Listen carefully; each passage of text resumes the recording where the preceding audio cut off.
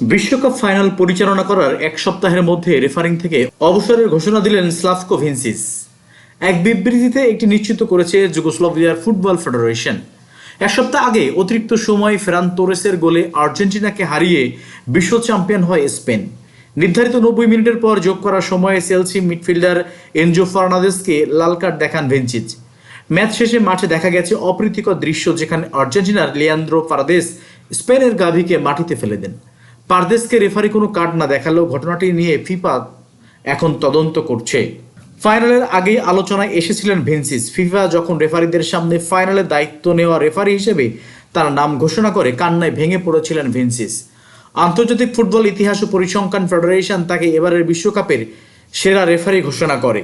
Italian রেফারিদের সংগঠন AIA তাকে দেয় বিশ্বকাপ এবং ইউরোর সেরা কর্মকর্তাদের দেওয়া দ্বিবার্ষিক জুলিও কোম্পানিতে পুরস্কার।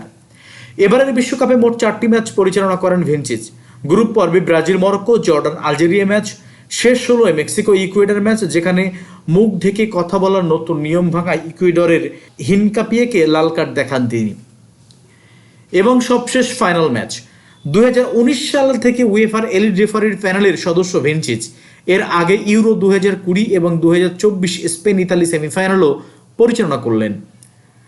ভিনসিচের ক্যারিয়ারের অন্যতম বড় প্রাপ্তি 2024 সালের চ্যাম্পিয়ন্স লিগ ফাইনাল, যেখানে রিয়াল মাদ্রিদ বরুসিয়া ডরটমুন্ডকে 2-0 গোলে হারিয়ে রেকর্ড 15তম শিরোপা জেতে। এছাড়া তিনি পরিচালনা করেছেন 2022 সালের Europe league final, rangers Eintracht Frankfurt, এবং চতুর্থ রেফারি হিসেবে ছিলেন 2021 সালের ম্যানচেস্টার ইউনাইটেড ভিয়ারিয়ালের ইউরোপা লিগ ফাইনালে। 2025 সালে তুরস্কের সুপার লিগের গালাতাসারাই ও জোসে মরিনোর ফেনারবাসের হাই ভোল্টেজ ম্যাচ পরিচালনার দায়িত্ব পান তিনি। 2022 সালে কাতার বিশ্বকাপে তিনি 2টি ম্যাচ পরিচালনা করেছিলেন, যার মধ্যে ছিল আর্জেন্টিনার বিপক্ষে সৌদি আরবের চমক জাগানো জয়ের ম্যাচ। যুগোস্লাভিয়ার ফুটবল ফেডারেশনের বিবৃতি এবং সংশ্লিষ্ট সূত্র অনুযায়ী ভিনসিচের এই মৌসুমকে আগে থেকে তার ক্যারিয়ারের বিদায় মৌসুম হিসেবে দেখা হচ্ছিল।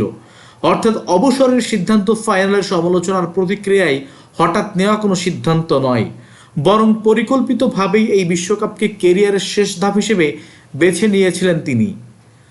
IFFHS এর সেরা রেফারি পুরস্কার ও জুলিয়া কোম্পানিত সম্মাননাকে সেই বিদায়ী মৌসুমের মুকুট হিসেবে বর্ণনা করা হয়েছে সংশ্লিষ্ট বিবৃতিগুলোকে। 2012 ইউরোর ষষ্ঠ রেফারি হিসেবে যাত্রা শুরু করা ভিনসিচ দীর্ঘ 14 বছরের ক্যারিয়ারে উয়েফার শীর্ষ 2 ক্লাব প্রতিযোগিতায় 72টি ম্যাচ পরিচালনা করেছেন। বিশ্ব ফুটবলের সবচেয়ে বড় মঞ্চে বিশ্বকাপ ফাইনাল দিয়েই জবনিকা টানলেন তার কর্ম।